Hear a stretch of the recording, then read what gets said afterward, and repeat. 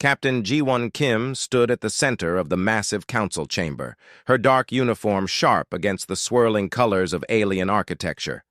Around her, 12 different species sat in judgment. The air hummed with translation devices, turning alien words into human speech. She had been to many diplomatic meetings before, but never one that felt this cold. The chamber was huge, big enough to hold 1,000 beings. Crystal walls showed the stars outside, endless points of light that humans had called home for 300 years. Now, those same stars might be forbidden to her people. Counselor Vexatai Christine rose from his seat. His body was made of living crystal that caught the light and threw it back in rainbow patterns. When he spoke, his voice sounded like wind chimes in a storm. "We gather today to address the human problem," he said. The words hit Ji-won like a physical blow. Problem. That's what they called her entire species. Commander Minsu Park stood behind her, his hand resting on his weapon. He was a soldier, not a diplomat, but Ji-won was glad he was there. His presence reminded her that humans were not helpless, even here. "The evidence is clear," continued the crystal being. "Humans expand too fast. They build too many weapons. They fight too often. In the past 50 years, human territory has grown by 40%. Human military forces have tripled in size. This cannot continue." A new voice joined the discussion. It came from Ambassador Morden Aqueous, whose fish-like body floated in a tank of blue water. His words bubbled through the liquid before the translators made sense of them. "Humans call it defense," the aquatic being said. "But we see aggression. Their ships patrol our borders. Their weapons point at our worlds. They claim to protect trade routes, but who are they protecting them from? The only danger in this sector comes from human expansion itself." Ji-won felt her jaw tighten. She had fought pirates in those same trade routes. She had seen what happened to merchant ships when no one protected them. But the council didn't want to hear about pirates or raiders, or the things that moved in the dark between stars. "May I speak?" she asked. Christine's faceted head turned toward her. "You may respond to the charges." Ji-won stepped forward. She had prepared for this moment, but the words still felt heavy in her mouth. "Honored council members, you speak of human aggression, but you ignore human contribution. In the past 10 years, human medical research has extended the average lifespan of council species by 12%. Human terraforming technology has made 17 dead worlds livable again. Human engineers built the quantum relay network that lets you talk to each other across the galaxy in real time." She paused, looking around the chamber. Some faces showed interest. Others looked bored or hostile. "You say we build too many weapons, but who stopped the Crimson Fleet when they raided the Helix colonies? Who destroyed the Void Reapers before they could attack the Morden breeding worlds? Human ships, human weapons, human lives." Counselor Zephyr Windcaller spoke next. His species looked like tall, thin birds with golden feathers and sharp beaks. "The human military response is always the same: violence, destruction. You solve every problem by breaking it." "Sometimes," Ji-won said quietly, "broken things needed to be broken." Dr. Huna Lee sat in the observer section, taking notes on her data pad. She was the best xenobiologist in human space, and she understood alien cultures better than anyone. But even she looked worried now. The hegemony representative stood up. His name was Chancellor Ironhold, and his species looked like walking suits, of armor made from living metal. When he moved, he sounded like a factory. "The projections are clear," Ironhold said. "If human expansion continues at current rates, they will control 30% of the galaxy within 200 years. No single species should have that much power." "What about the Vextai Empire?" Ji-won asked. "You control 18 star systems and 3 major trade routes." "We have controlled the same territory for 1,000 years, Christine replied. "We do not expand. We do not consume. We do not threaten our neighbors with constant growth." Ambassador Donghyun Choi finally spoke, from his position near the back of the chamber. He was old, older than anyone else in the human delegation. He had been negotiating with aliens since before Jiwon was born. "Honored Council," he said, his voice carrying the weight of decades. "You judge us by your own standards. But humans are not Vextai. We are not Morden or Zephyrians or any other species in this chamber. We grow because growth is our nature. We explore because we must. We defend ourselves because the universe is dangerous." "Precisely the problem," said Christine. "Your nature threatens the peace we have built." The debate went on for hours.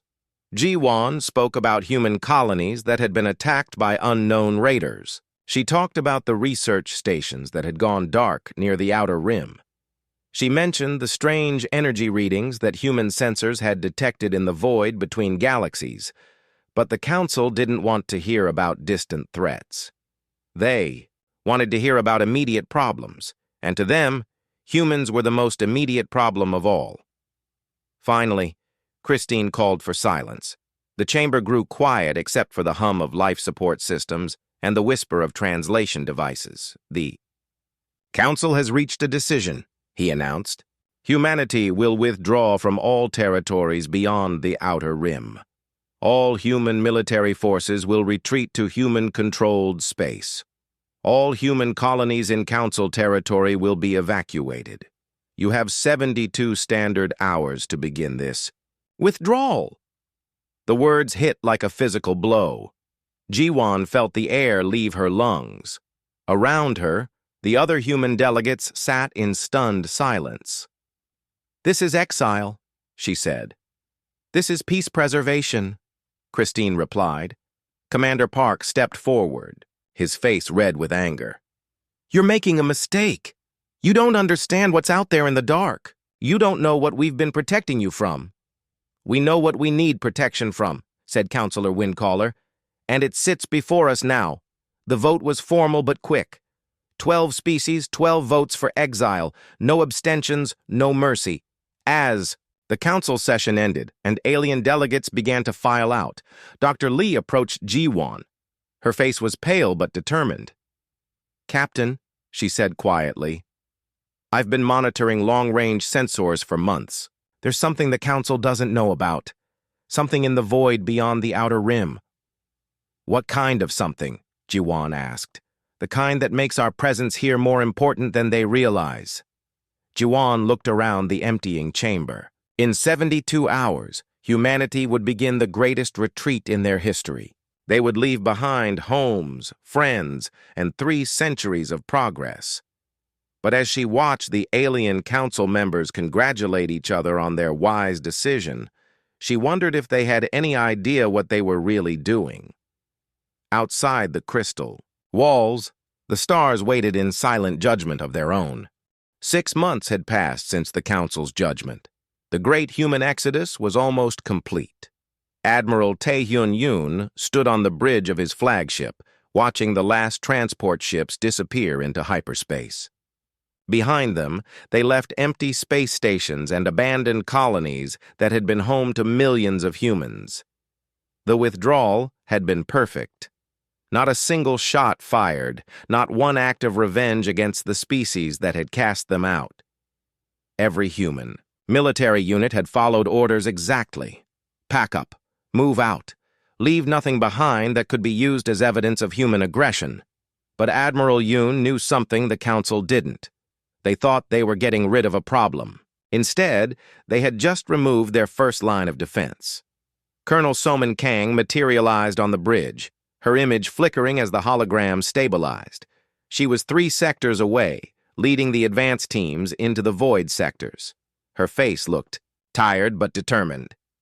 "Report, Colonel," Admiral Yoon said. "We've established the first base in the Kepler void," she said. "The Council was right about one thing. This region is definitely hostile, but not in the way they think." Admiral Yoon nodded. The void sectors were regions of space that Council species avoided. They claimed the areas had dangerous energy readings and navigation hazards. Most aliens stayed away. calling the void cursed or haunted. Humans had always been different. Where other species saw danger, humans saw possibility. Where aliens found fear, humans found curiosity.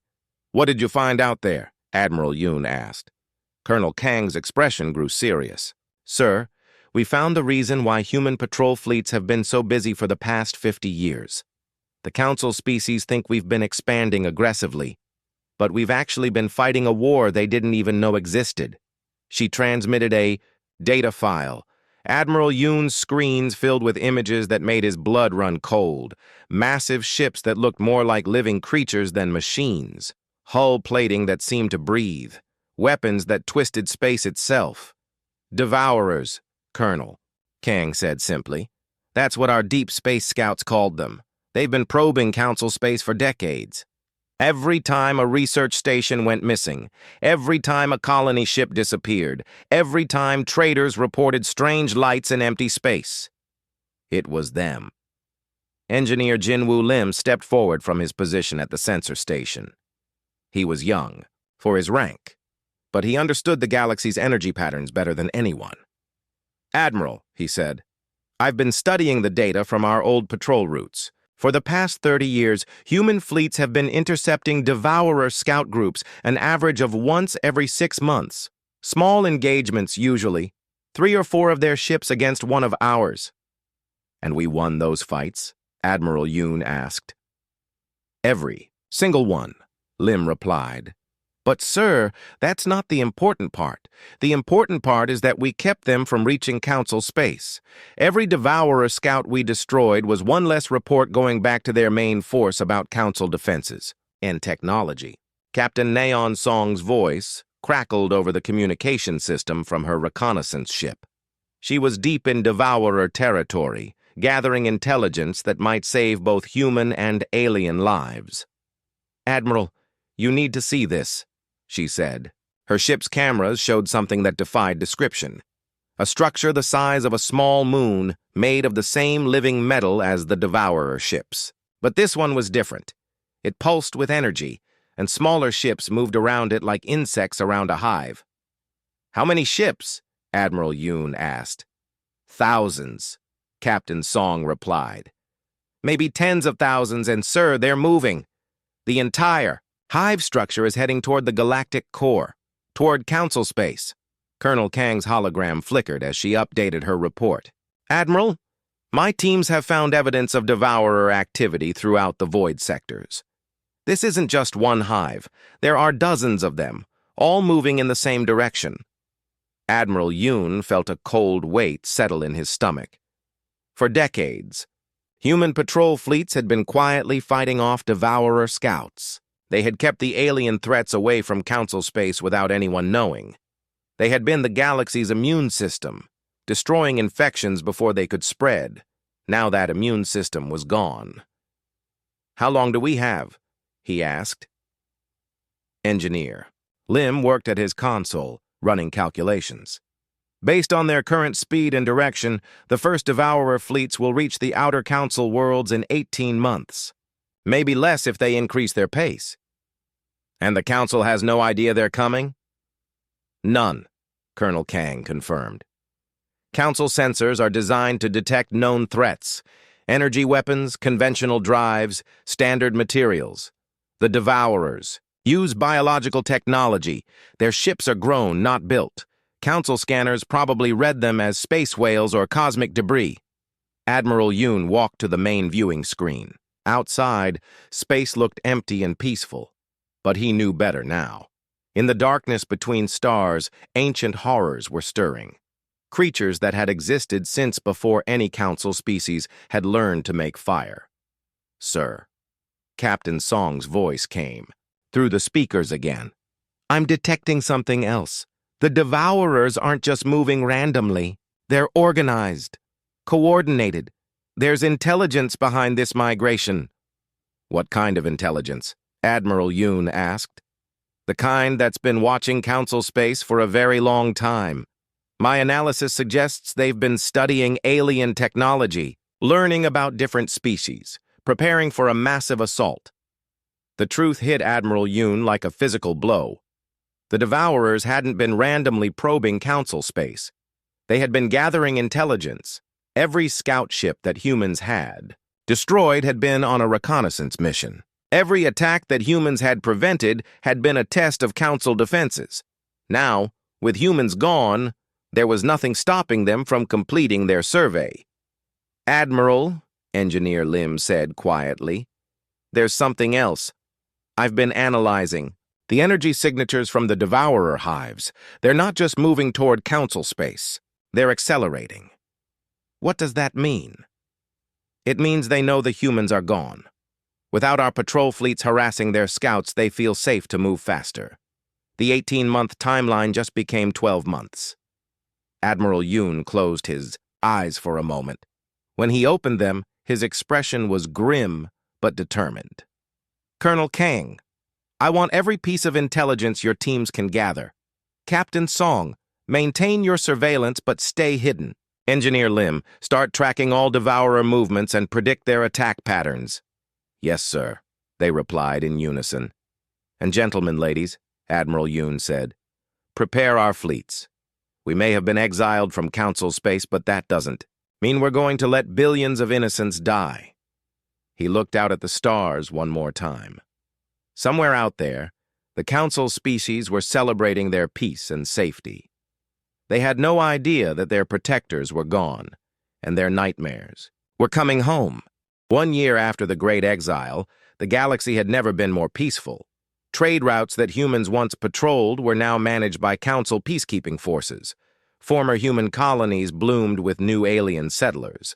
The crystal spires of Vextai. Architecture rose where human cities once stood. Councillor Vextai Christine stood in his private chamber aboard the Council station, watching reports of unprecedented prosperity. Crime was down 30%.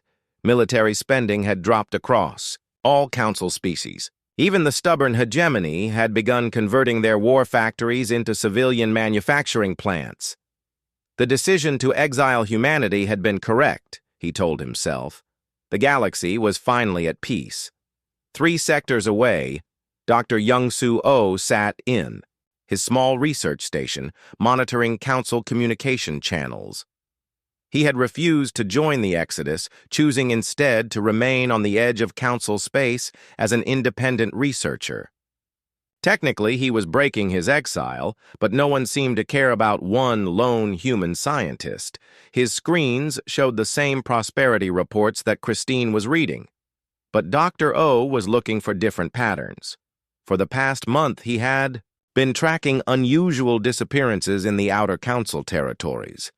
The first incident had been dismissed as a navigation error. The research station Deep Horizon had simply stopped responding to communications. When rescue ships arrived, they found nothing but empty space and some metallic debris. The second incident was harder to ignore. An entire Morden passenger ship, carrying 2,000 beings, had vanished between the Coral Worlds and the Azure Station. The ship's last transmission had been a garbled distress call about living metal and impossible geometries. Dr. O recognized the signs immediately. He had studied reports from human patrol fleets for decades. He knew what Devourer attacks looked like. He opened a communication channel to the Council Emergency Network and began transmitting a warning. The message was clear and urgent.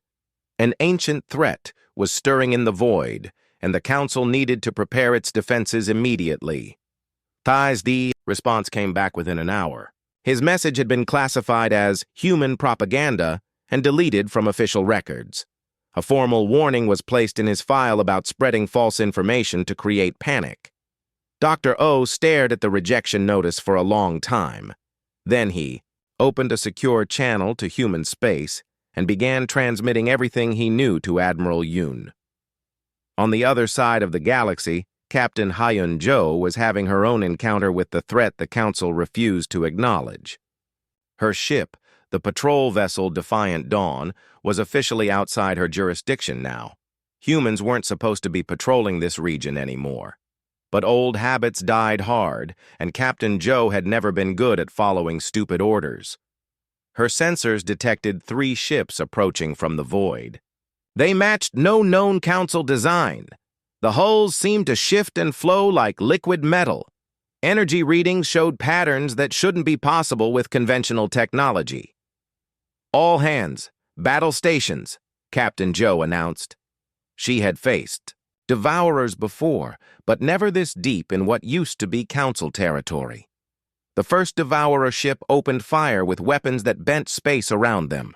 Captain Joe's ship shook as reality twisted nearby. Her shields held, but barely. "Return fire," she ordered. "Target their power cores." Human weapons were different from Council technology, where aliens used clean energy beams and precise targeting. Systems, humans preferred explosive projectiles and overwhelming firepower.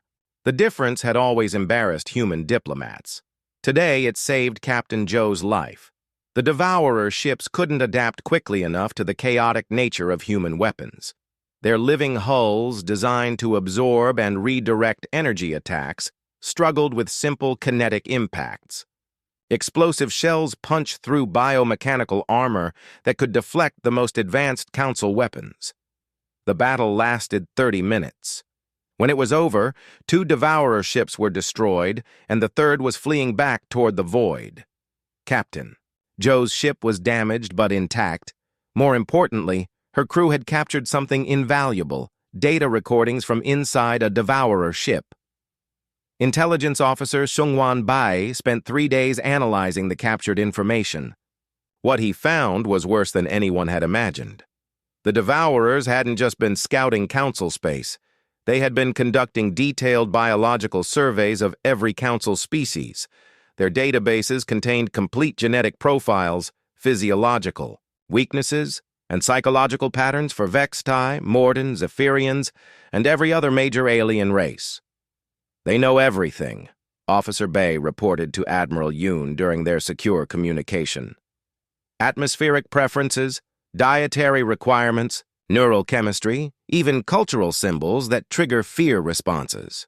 They've been preparing for a species-specific genocide." Admiral Yoon felt his stomach turn cold. "How long have they been gathering this information?"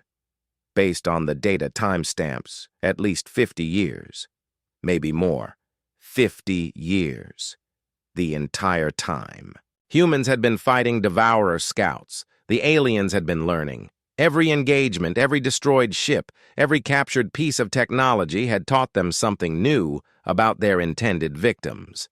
Meanwhile, Council space continued to celebrate its newfound peace. Mining operations expanded into regions that human patrols had once declared off-limits. Passenger ships took scenic routes through asteroid fields that humans had mysteriously avoided.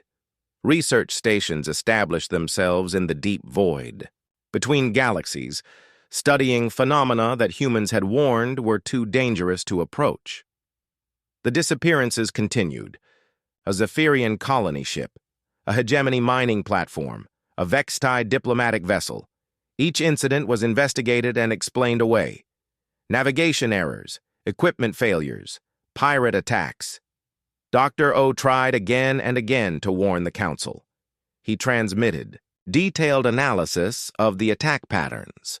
He provided energy signatures that matched known Devourer technology. He even sent video recordings from Captain Joe's battle. Every message was ignored or dismissed. The Council had made their decision about humanity, and they weren't interested in hearing warnings from the species they had branded as warmongers and fear spreaders. 6 months after the first disappearances began, the attacks escalated. An entire star system went dark overnight. The Crimson Nebula Research Complex, home to 12,000 scientists, simply stopped existing. When Council investigation teams arrived, they found only empty space and trace amounts of organic residue. The evidence was becoming impossible to ignore, but the Council had spent too long dismissing human warnings to acknowledge them now. Admitting that the exiled humans had been right would mean admitting that the Council's decision had been catastrophically wrong. Instead, they declared the incidents to be the result of unknown natural phenomena, and imposed strict travel restrictions on the affected regions. Dr. O watched the council's official response with growing horror. They were going to let their people die rather than admit they had made a mistake. He opened one final communication to human space. This time, his message was simple. They won't listen. The council species are going to face the devourers alone, and they're going to lose. How many innocent lives are we willing to let die for the sake of pride? Admiral Yoon's response came back within hours. None. Begin emergency preparations. If the council won't protect their people, we will. In the depths of space, ancient, things stirred and moved toward the light. The galaxy's age of peace was ending, and its age of horror was about to begin. 18 months after humanity's exile, the core worlds burned. President Minho Shin stood in the command center of New Terra, watching the emergency broadcasts from council space. His face remained calm, but his hands gripped the edge of the control table until his knuckles turned white. The first major Devourer assault had begun 3 days ago. The Helix Prime system, home to 40 billion Morden, had been the first target. The attack lasted 18 hours. When it was over, 3 planets were nothing but lifeless rock, their oceans boiled away and their atmospheres stripped. General Yoon Han entered the command center, her uniform still dusty from the refugee camps. For the past 6 months, desperate council citizens had been fleeing toward human space. Millions of aliens now lived in temporary settlements on the edge of human territory. How bad is it? President Shin asked. Worse than our projections, General Han replied. She activated the main display screen. Red zones covered nearly a quarter of former council space. 7-star systems completely destroyed. 15 more under attack. The council fleets aren't just losing, Minho. They're being slaughtered. The reports were horrific. Council energy weapons, refined over centuries of peace, couldn't penetrate Devourer bioarmor. Quantum shields that had protected worlds for generations crumbled under weapons that existed partially outside normal space-time. Advanced AI targeting systems couldn't lock onto ships that continuously changed their molecular structure. What about their response? President Shin asked. General Han's expression grew grim. They're running. The entire council government evacuated to the deep core yesterday. They're abandoning their outer territories and pulling back to their oldest, most fortified worlds. Researcher Kyung-hee An looked up from her analysis station. She had been studying Devourer biology for months, preparing for this moment. Her findings were both fascinating and terrifying. Mr. President, she said, I've completed my analysis of the attack patterns. The Devourers aren't just destroying council worlds, they're harvesting them. Harvesting how? President Shin asked. Biomass conversion. They're turning entire planetary populations into raw material for more Devourer ships. Every person they kill makes their fleet larger. Every world they consume gives them more resources. The implications hit President Shin like a physical blow. This wasn't just genocide. It was a feeding process that made the Devourers stronger with every victory. His communication console chimed with an incoming message. The source made him pause. It was from Counselor Christine himself. President Shin activated the message. The crystal being's image appeared, but he looked nothing like the confident leader who had pronounced humanity's exile. His faceted surface was cracked in several places. His usual rainbow glow had dimmed to a pale flicker.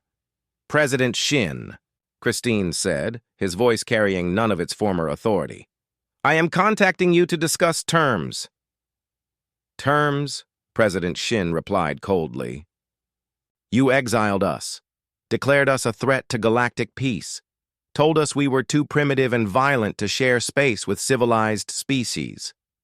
The situation has changed. Has it? Or have you finally realized what we were protecting you from? Christine's image flickered with what might have been shame. We need human military assistance. Our defenses are failing. Our weapons are useless. Our fleets are being destroyed faster than we can retreat. President Shin looked around the command center. His advisors watched him carefully, waiting for his decision. The easy choice would be to refuse. Let the council species face the consequences of their judgment. Let them learn what it meant to drive away their protectors. But President Shin had not become leader of humanity by making easy choices. "What are you offering?" he asked. "Complete territorial concessions, full technology exchange, recognition of human sovereignty over all disputed regions, anything you want." "What we want," President Shin said slowly, "is for you to admit you were wrong." The words hung in the air between them. Christine's form seemed to shrink. "We were wrong," the crystal being said quietly. "We judged you by our own standards and found you lacking. We feared your strength and called it aggression. We misunderstood your nature and branded you as primitive. We were wrong about everything." "General," Han stepped forward. "Mr. President, we're receiving reports from our border stations. Refugee ships are arriving by the thousands. Council citizens fleeing the Devourer advance." On the display screens, the flood of desperate aliens was visible. Morden in their water-filled transport pods, Zephyrians cramming their families into cargo ships, even proud hegemony citizens abandoning their worlds with nothing but the clothes they wore. "How many?" President Shin asked. "Current count is 3 million and rising. They're begging for sanctuary in human space." President Shin closed his eyes for a moment. When he opened them, his decision was made. "General Han, prepare our fleets for combat operations. Dr. An, I want complete tactical analysis of Devourer capabilities. All department heads, emergency. Session in 1 hour." He turned back to Christine's image. "We'll help you. Not because you asked and not because you offered us concessions. We'll help because it's the right thing to do." "Thank you," Christine said. "What do you need from us?"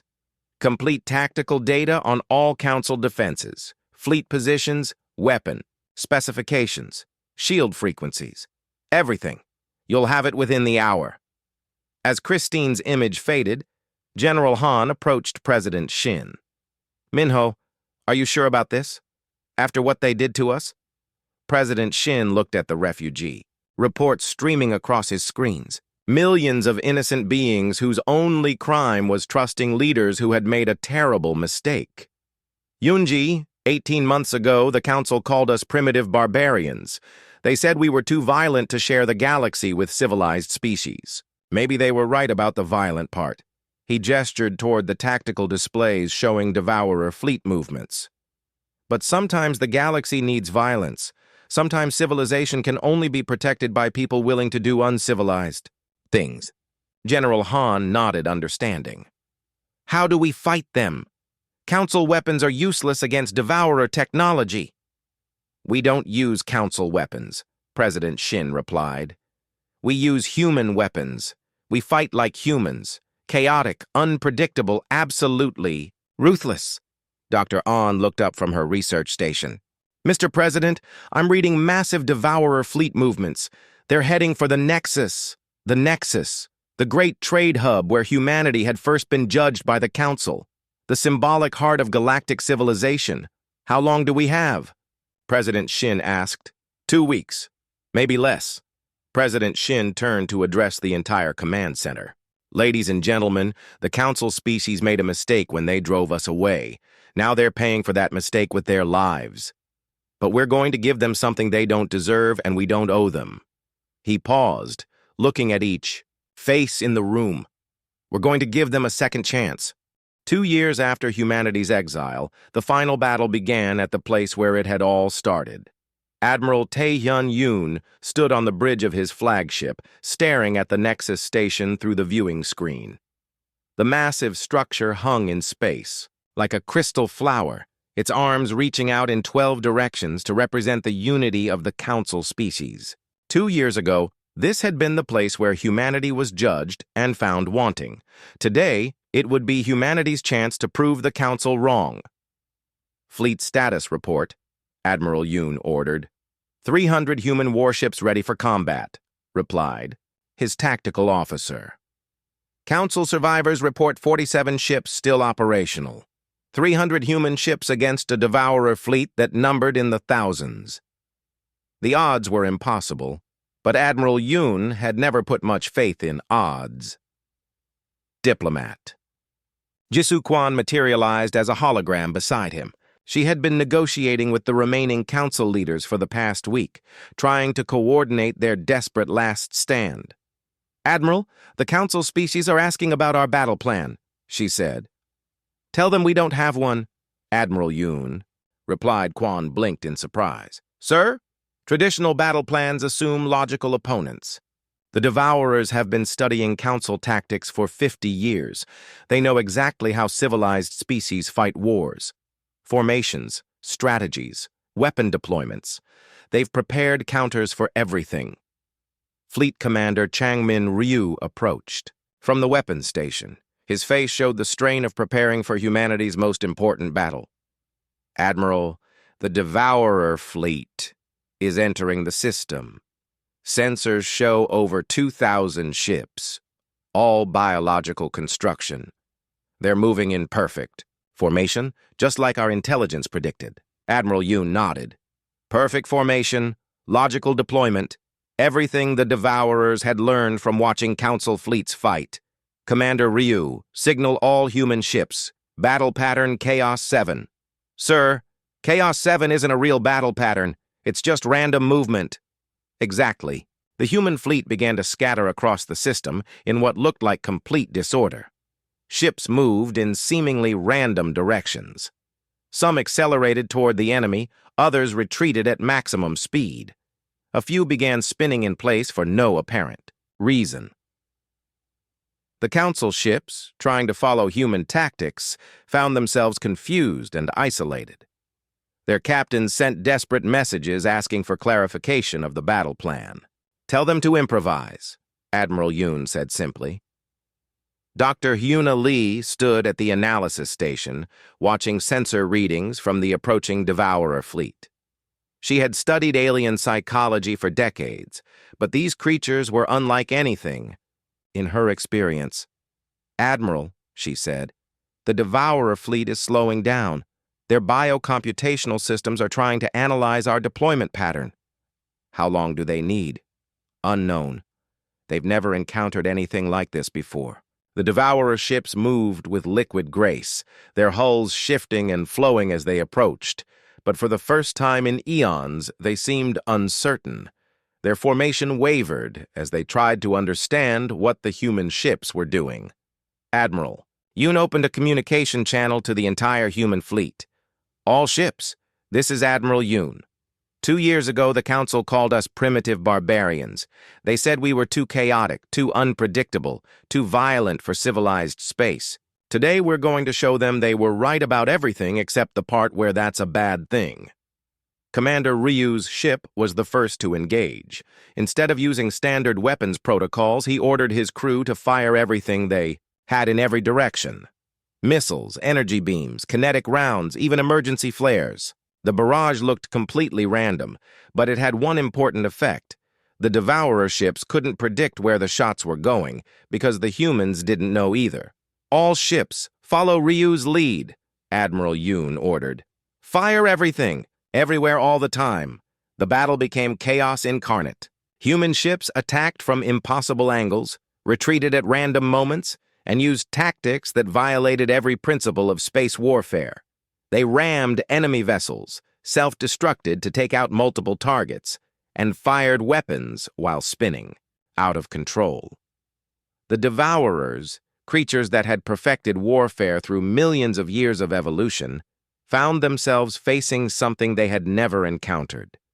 Opponents who fought like they were trying to lose while somehow winning. "Admiral," Dr. Lee reported, "the Devourer fleet coordination is breaking down. Their bio-neural networks can't process our tactical patterns."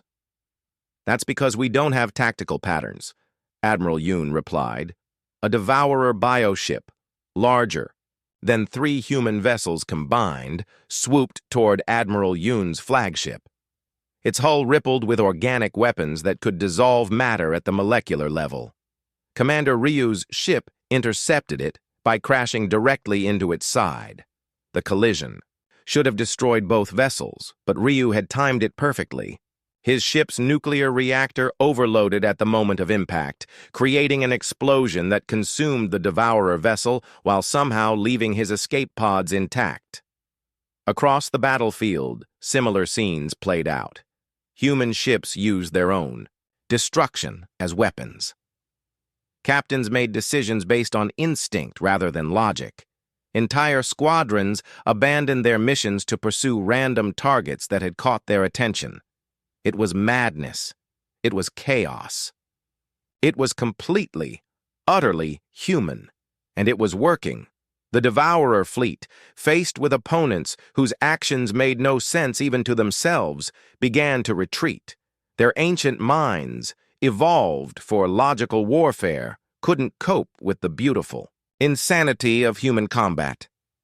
"Admiral," reported the communications officer, "we're receiving a transmission from the Devourer fleet. Put it through."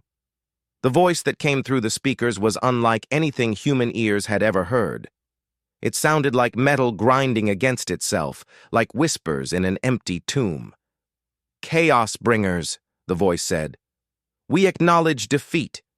Your species fights like the universe itself. Random, violent, impossible to predict. We retreat to the void. We will not return while your kind guards this galaxy." The transmission ended.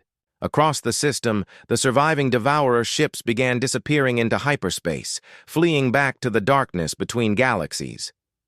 Admiral Ji-won Kim, who had been commanding a wing of fighters, appeared on the main screen.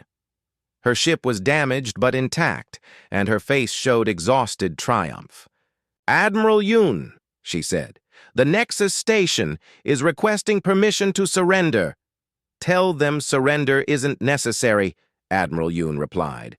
"Tell them we're here to protect, not to conquer." In the days that followed, the galaxy began to rebuild. Council species emerged from their refugee camps and hidden shelters. The crystal spires of the Nexus were repaired by human engineers working alongside alien architects. The new Galactic Council met for the first time 6 months later. Humanity held 12 seats, the same number as all other species combined. No one questioned their right to equal representation. Captain Ji-won Kim, now bearing the rank of Admiral, addressed the reformed council from the same chamber where humanity had once been judged. "2 years ago you called us primitive barbarians," she said. "You were afraid of our strength, our unpredictability, our willingness to fight when fighting seemed impossible. You drove us away because you thought we were a threat to your peace."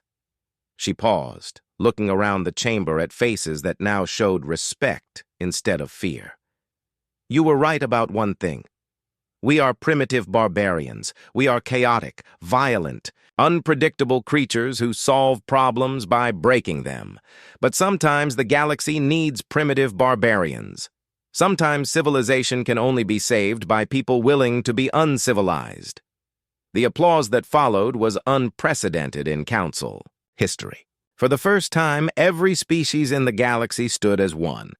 Outside the crystal walls, human patrol fleets resumed their ancient duty, watching the void between galaxies for signs of ancient threats. The galaxy slept peacefully, protected by the same violent, chaotic, impossible species they had once tried to cast out. Humanity had come home.